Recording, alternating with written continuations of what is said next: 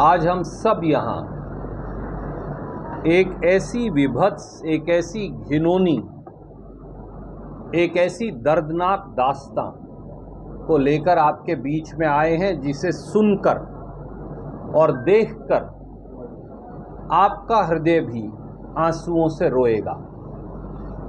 आज हरियाणा का सत्य क्या है?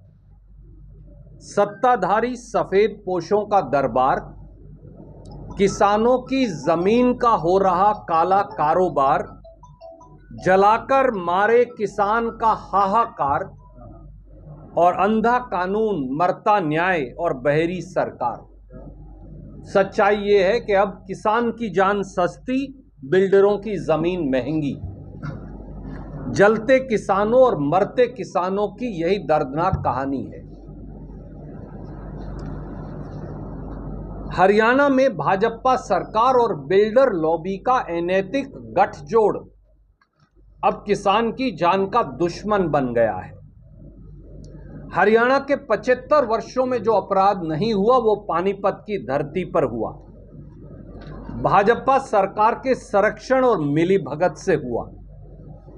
इंसानियत के खिलाफ यह सबसे बड़ा अपराध है, किसी को जिंदा जलाकर कत्ल कर देना, मार देना, और यह पानीपत में हुआ।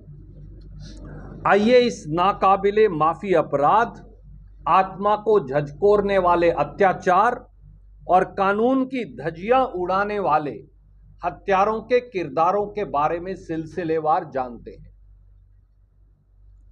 साल 2014 में भाजपा सरकार के गठन के साथ ही एक जमीन डेवलपर का उदय हुआ। उसका नाम है सुमित कुमार नरवर। साल 2014 से 2021 तक सत्ता के गलियारों में उसके दबदबे की कहानी सब जानते हैं। सुमित कुमार नरवर की पेरेंट कंपनी है ट्राइडेंट होल्डिंग कॉरपोरेशन LLP, जिसका पता है 310 प्रकाशदीप बिल्डिंग, टॉलस्टॉय मार्ग, नई दिल्ली। यह पता जरूर नोट कर लीजिए।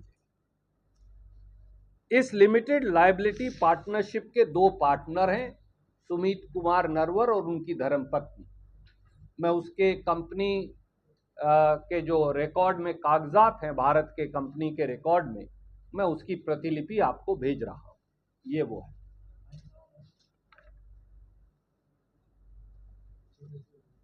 सुमित नरवर की ट्राइडेंट ग्रुप की एक और कंपनी है Trident Park Town private limited, 310 Prakashdeep building, Tolstoy मार्ग, नई दिल्ली। वही पता है। इसने ये सेक्टर 19 में 125 एकड़ के लगभग जमीन में एक टाउनशिप डेवलप करने वाली है या कर रही है। इस कंपनी का रिकॉर्ड भी भारत सरकार के रिकॉर्ड में है। वो ये है, ये भी मैं आपको भेज रहा हूं। इसमें इसका पता साफ तौर से लिखा है।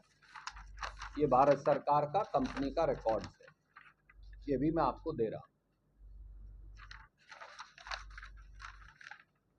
इस कंपनी के Trident Park Town private Limited के में 99.9% शेयर, यानी पूरी कंपनी का मालिक ही हो गया।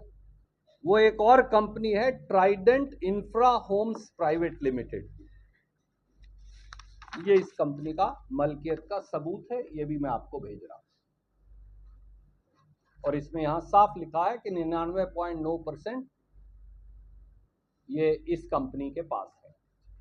और इस Trident Infra Homes Private Limited के मैनेजिंग डायरेक्टर भी सुमित नरवर हैं। तो पता भी एक है, कंपनी भी एक है, मलकियत भी एक है। ये तो कम से कम कागजात हैं कंपनी रिकॉर्ड के, जो मैं आपको भेज रहा हूं। पानीपत के इस प्रोजेक्ट बारे कई प्रॉपर्टी डीलर्स ने शायद प्री लॉन्च वेबसाइट भी जारी की हैं, जिन पर यह दिखाया गया है कि ये ट्राइडेंट का प्रोजेक्ट है। उसकी एक प्रतिलिपि भी मैं आपको भेज रहा हूं।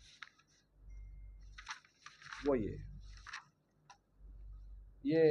किसी ने वेबसाइट खोल रखी है, उसमें ये साफ दिखाया गया है। ये देखिए कि ट्राइडेंट का प्रोजेक्ट है। ये भी मैं आपको भेज रहा हूं। तो कम से कम ये तो साबित हो गया कि ये कंपनी है किसकी। ये तो कंपनी रिकॉर्ड के मैं सारे कागजात आपको पेश कर रहा हूं। पर कोई व्यक्ति भी अपना बिजनेस कर सकता है, सुमित नरवर भी कर सकते हैं। हमें किसको, मुझे या शाह जी को या संधू साहब को या मलिक साहब को या कुंडू साहब को क्या एतराज हो सकता है। श्री सुमित कुमार नरवर की इस company Trident Park Town private limited ने जबर का एक विवाद चल रहा है रमेश जी से, इनके भाई विजेंद्र, अब तो स्वर्गीय विजेंद्र कुमार हैं, स्वर्गीय विजेंद्र कुमार गांव निजामपुर से, क्योंकि वो इनकी जमीन जबरन लेना चाहते हैं। इसलिए ये आज तप्पड़ से उठकर मेरे साथ आए हैं रमेश भाई, उस दर्दनाक कहानी का गवाह बनने के लिए। इन तीन भाइयों के पास 14 बीघे या लगभग 2 एकड़ जमीन है। पानीपत प्रशासन ने हरियाणा के सचिवालय और सफेद पोशों के दबाव में यह कहा फौरन इनका पार्टीशन करो और इनकी जमीन कंपनी को दो, और उन्होंने ऑर्डर जारी कर दिया आनन फानन। पूरे पानीपत का प्रशासन, उसकी भूमिका डिप्टी कमिश्नर से लेकर तहसीलदार तक, उनकी भूमिका संदेह के घेरे में है। आखिर में ये हाईकोर्ट चले गए, मामला वहां पेंडिंग है। अब क्या हुआ, दो वहां कोठा है, ट्यूबवेल है, इनका वहां बाग है, इनकी जमीन है। 2 जून 2025 की शाम को लगभग 8:30 और 9 के बीच में निजामपुर में जो हमारे ये भाई हैं विजेंद्र कुमार, ये अपने खेत में गए, और जो वहां हुआ उस दिल दहलाने वाली हृदय विदारक घटना ने भाजपा सरकार की निष्पक्षता और कानून की मान्यता दोनों पर कालिख पोत दी। 2 जून 2025 को इस गरीब किसान, साधारण किसान, पानीपत के बेटे, जमीन से जुड़े विजेंद्र कुमार पर ज्वलनशील पदार्थ छिड़ककर उनको जिंदा आग लगा दी गई कंपनी के कारिंदों के द्वारा। वो बिलखते रहे, वो रोते रहे, वो तड़पते रहे, परिवार को फोन किया। रमेश भाई साहब ने और इनके बेटे रोहित ने, जो विजेंद्र के बेटे हैं, उन्होंने मुझे आज बताया कि जब ये मौके पर गए तो जलाने वाले वहीं खड़े थे, ताकि ये सुनिश्चित करें कि शरीर की राख बन जाए, तब तक जाए ना, सब कुछ मिटा दिया जाए। इनके जाने के बाद वो मौके से भाग खड़े हुए। जब ये उन्हें दिल्ली उठाकर ले जा रहे थे तो इन्होंने बाकायदा उससे वीडियो पर पूछा कि क्या हुआ, तो खुद डाइंग डेथ डिक्लेरेशन, आप सब पत्रकार साथी वाकिफ हैं, उससे बड़ा तो कोई सबूत नहीं। उन्होंने ये बताया खुद किसान ने कि मुझे कंपनी के कारिंदों के द्वारा जलाया गया है। आप भाई सब खड़े हो जाओ। कोई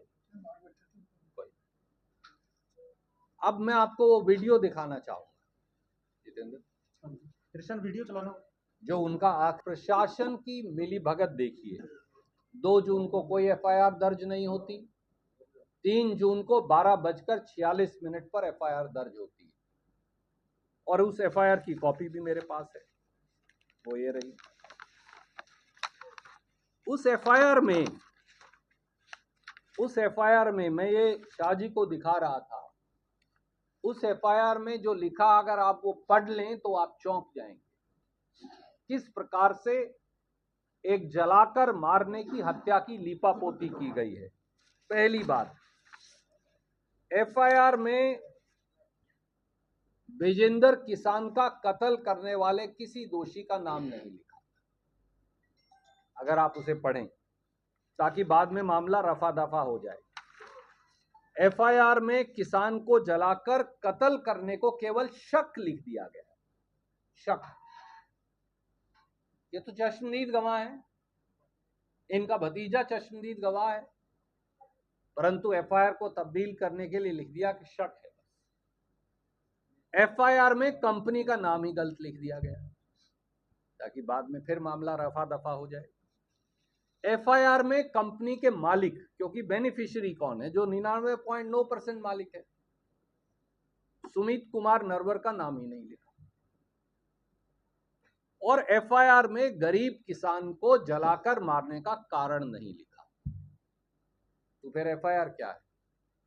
ये केवल असरदार कंपनी के मालिकों को बचाओ और पूरा मामला रफा दफा करो। इसलिए हमारे मुख्यमंत्री नायब सैनी जी से 7 सीधे सवाल है।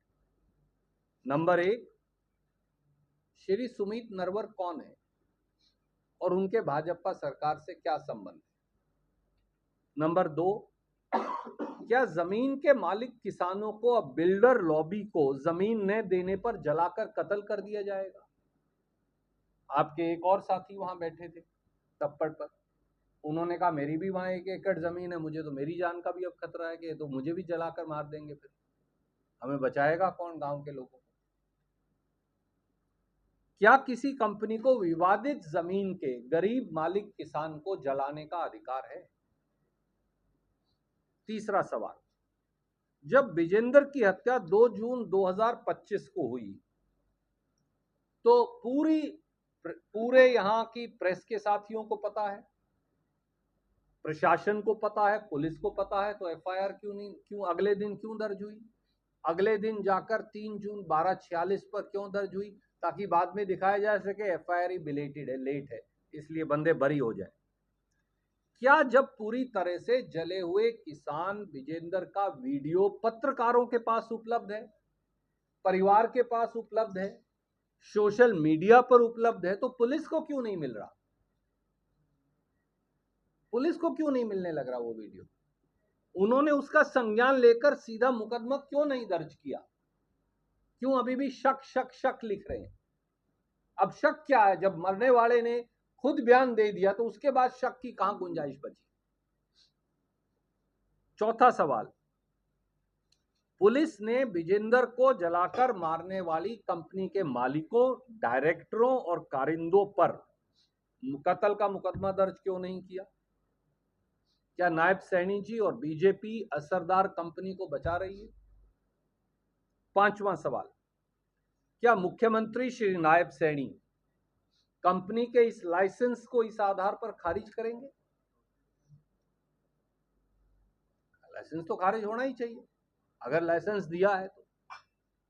क्या मुख्यमंत्री श्री नरवर की पंचकुला, गुड़गांव, फरीदाबाद में जो कंपनियां हैं अब उनकी भी जांच करेंगे? क्या वहां भी कोई ऐसा हेराफेरी तो नहीं हुई?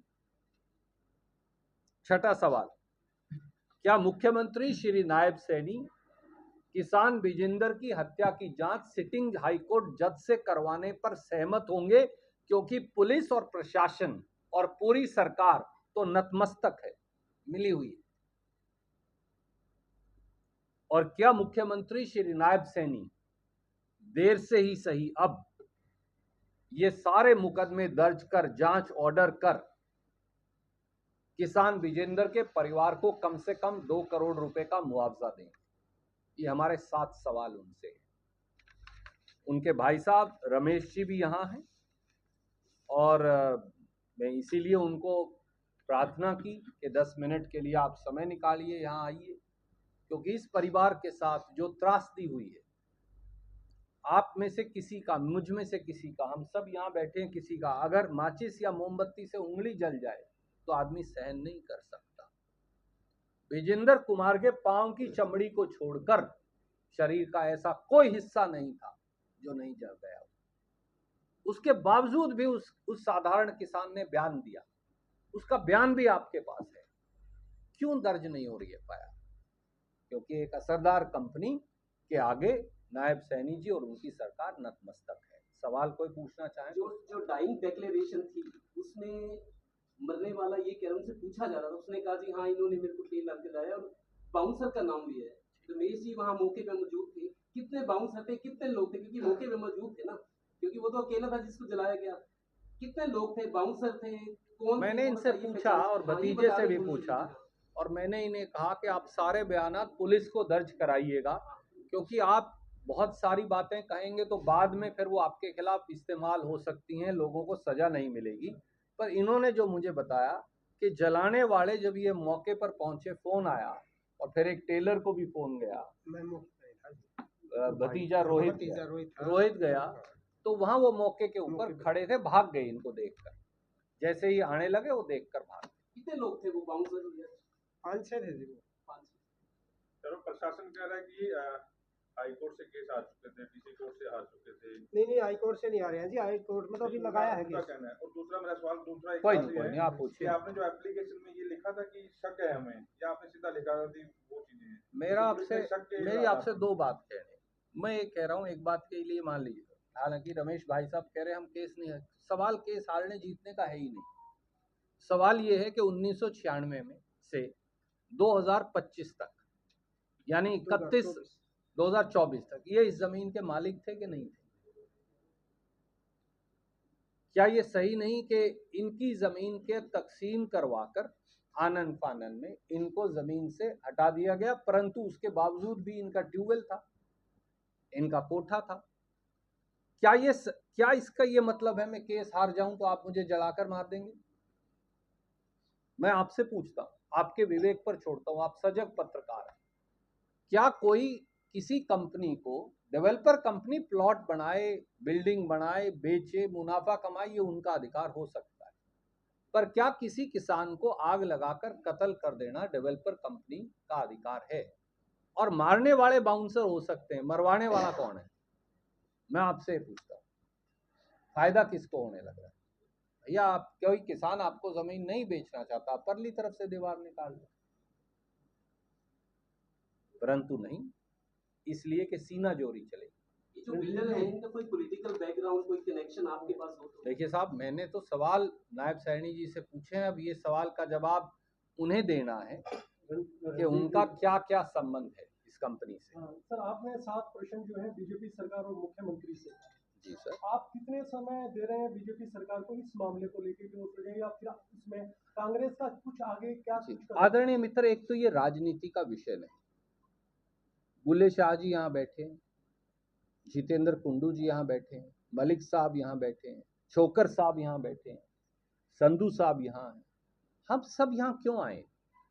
इसलिए कि पानीपत के और हरियाणा के किसान या गरीब मजदूर के ऊपर अत्याचार सहन नहीं होगा।